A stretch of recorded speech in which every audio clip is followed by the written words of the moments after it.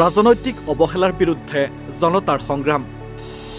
উজনিত ফুটি নুঠিল সাহসীয় ব্যৱস্থা, জিলিকিল মানৱতা।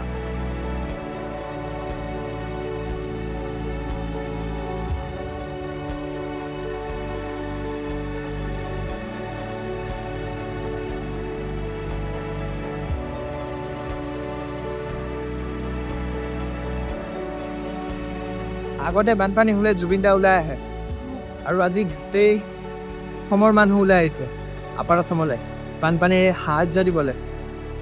জুবিন দাই চাগে ওপৰৰ পৰা চাই আজি বহুত সুখত আছে। জয় জুবিন দা।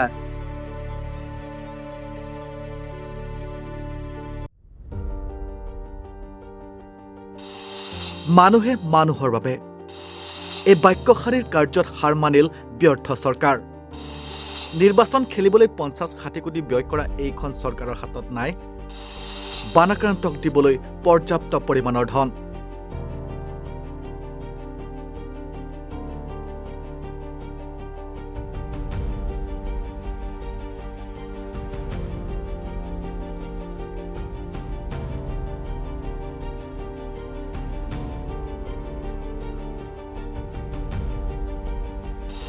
পিছে অসমবাসীয়ে দেখাই দিলে এক সুন্দৰ নিদৰ্শন। অসমৰ ইমূৰৰ পৰা সিমূৰলৈকে গাড়ীয়ে গাড়ীয়ে গ'ল বান সাহায্য।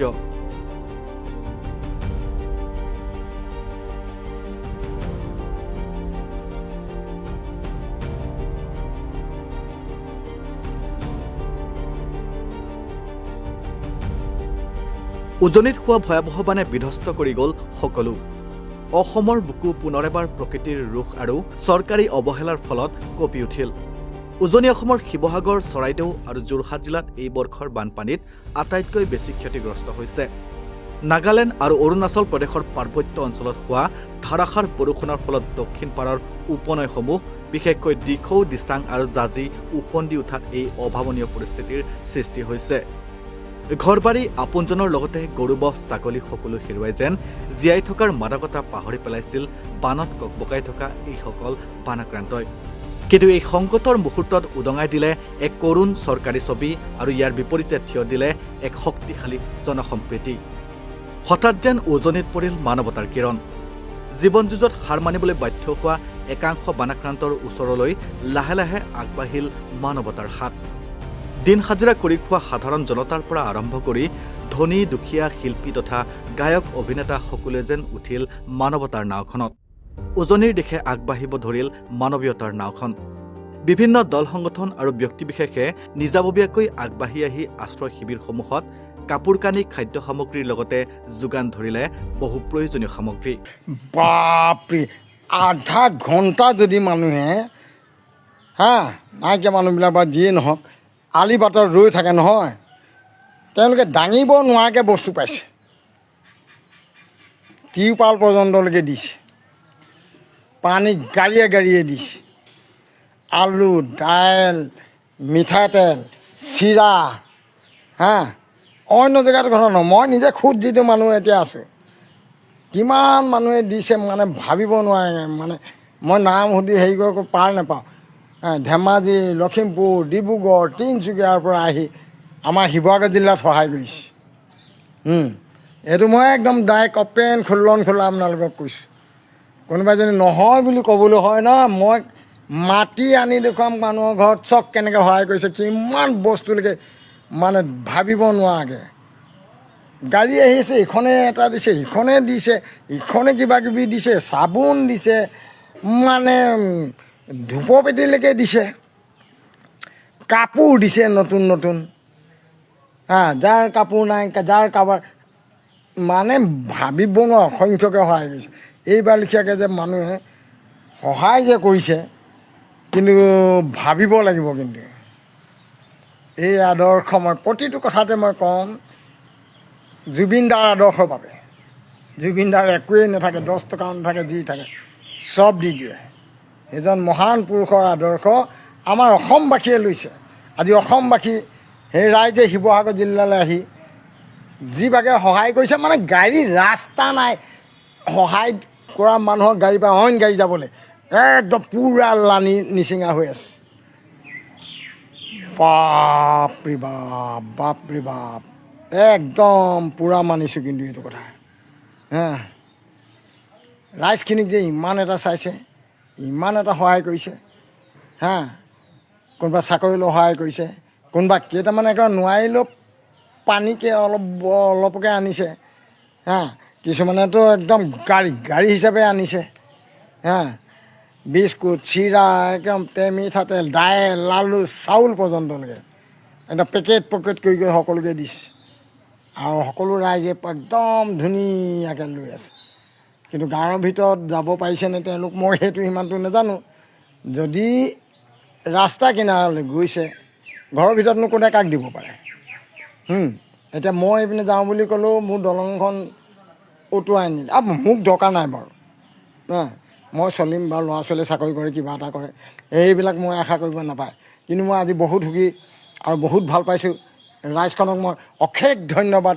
জ্ঞাপন কৰিছোঁ আৰু এনেকুৱাও ল'ৰাও আছে নহয় মানুহ আছে নিজে দিয়ে কিন্তু নিজৰ নামটো নকয় এই মোৰ নাম নতুলিবি নকবি এতিয়া তহঁতিকেইটাই গৈ বিলাই দেখি যা আচৰিত কিন্তু এনেকৈ হ'লে আমাৰ চেলামটো কিছু ৰাইজখনক যিসকলে সহায় কৰিছে তেওঁলোকক মই অশেষ ধন্যবাদ জ্ঞাপন কৰিছোঁ মোৰ অন্তৰৰ পৰা ৰাইজক যিমান সহায় কৰিছে পিছে নিৰ্বাচন জিকিবলৈ 50-60 কোটি টকা খৰচ কৰা সাহসীয় বিজেপি চৰকাৰখনৰ হাতত সাধাৰণ বানাক্ৰান্তক দিবলৈ আজি পৰ্যাপ্ত ধন নাই স্পষ্ট কৰি দিয়ে যে এই ব্যৱস্থা কেৱল পুঁজিপতি আৰু কৰ্পোৰেটৰ লাভৰ বাবেহে খেতিয়ক বনোৱা আৰু শ্ৰমজীৱী সাধাৰণৰ মৌলিক প্ৰয়োজন পূৰাবলৈ নহয় ভোট বেংকৰ ৰাজনীতিৰ নামত হাজাৰ কোটি টকাৰ বিজ্ঞাপন আৰু অপব্যয় চলোৱা চৰকাৰখনে দুৰ্যোগৰ সময়ত জনসাধাৰণক নিৰাশ্ৰয় কৰি এৰি দিছে এয়া হেলিকপ্টাৰে ওপৰৰ পৰা দিয়া ফ্লাড ৰিলিফ দেই খুলি আছো এয়া হেলিকপ্টাৰে ওপৰৰ পৰা পেলাই দিয়া ফ্লাড ৰিলিফ আহি তলৰ পানীত পৰিছে ৰাস্তা মানুহকো খাবলৈ নিদিয়ে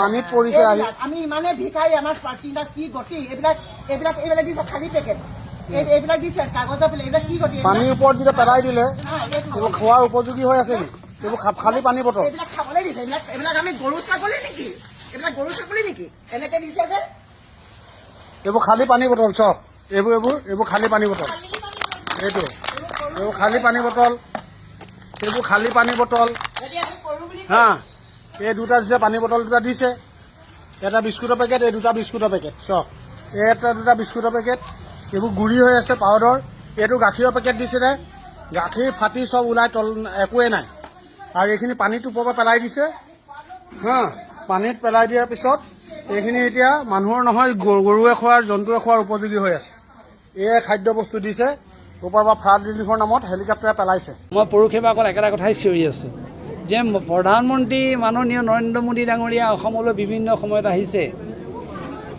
কিন্তু তেখেত এই মুহূৰ্তত অসমলৈ আহক কাৰণ অসমৰ যিটো এতিয়া ভয়াৱহ বান পৰিস্থিতি কাৰো লগত তুলনা কৰিব নোৱাৰি আমি মাজুলী মানুহেও বানপানীৰ সমস্যাৰ সন্মুখীন হওঁ কিন্তু আমি সচেষ্ট হৈ যাওঁ কেতিয়া বানপানী আহিব আমি গম পাওঁ কি কৰিব লাগে আমি সেইটো জানো আজিকালি ঢকুৱাখানা ধেমাজি মানুহেও জানে কাৰণ অনবৰতে বানপানী হৈ থাকে কিন্তু এই যোৰহাট শিৱসাগৰ চৰাইদেউ জিলাত যি অভূতপূৰ্ব বানৰ সংহাৰী লীলা হ'ল এয়া কাৰো লগত তুলনা নাখাতে সেইকাৰণে আমি কৈছোঁ প্ৰধানমন্ত্ৰীয়ে ইয়ালৈ আহক মানুহৰ হাহাকাৰ ধ্বনি এবাৰ শুনক কিন্তু যেতিয়া সাহসীয় ব্যৱস্থা বিকল হৈ পৰে তেতিয়া শ্ৰেণী চেতনা আৰু জনপ্ৰীতিৰ আচল শক্তি প্ৰকাশ পায় উজনিৰ ধ্বংসস্তূপৰ মাজত হঠাৎ যেন পৰিল মানৱতাৰ কিৰণ অসমৰ ইমূৰৰ পৰা সিমূৰলৈ দিন হাজিৰা কৰা দুখীয়া শ্ৰমিকৰ পৰা আৰম্ভ কৰি মধ্যবিত্ত শিল্পী গায়ক অভিনেতা আৰু বিভিন্ন সংগঠনে আগবঢ়ালে সহায়ৰ হাত চৰকাৰী সাহায্যলৈ বাট নাচাই সাধাৰণ মানুহে নিজৰ সাঁচতীয়া টকাৰে গাড়ীয়ে বান সাহায্য প্ৰেৰণ কৰিলে আশ্ৰয় শিবিৰসমূহত খাদ্য কাপোৰ কানি আৰু প্ৰয়োজনীয় সামগ্ৰীৰে শ্ৰমজীৱী ৰাইজে ইজনে সিজনৰ জীৱন ৰক্ষাৰ যুঁজত অংশ ল'লে মুঠতে অসমৰ ৰাইজে দেখুৱাই দিলে যে মানুহে মানুহৰ বাবে ভাবিব পৰা প্ৰকৃত শক্তি চৰকাৰী গৃহত নাথাকে থাকে সাধাৰণ জনতাৰ হৃদয়তহে এই বান আৰু সাহায্য অভিযানে পুনৰ প্ৰমাণ কৰিলে যে চৰকাৰী সাহায্যৰ ব্যৱস্থা কেৱল কাগজে পত্ৰহে মাথো নিৰ্বাচনী টকাৰ খেল খেলা চৰকাৰখনৰ বিৰুদ্ধে ৰাইজৰ এই সামাজিক সজাগতা আৰু সংগঠিত শক্তিয়ে প্ৰমাণ কৰে যে ব্যৰ্থ হ'ল চৰকাৰ কিন্তু জয় অসমীয়া সমাজৰ জনমুখী সংহতি আৰু মানৱতাৰ বুজাই দিলে মানৱতাৰ জয়গান যে ৰাইজেই ৰাইজৰ শক্তি news desk report north east নাও।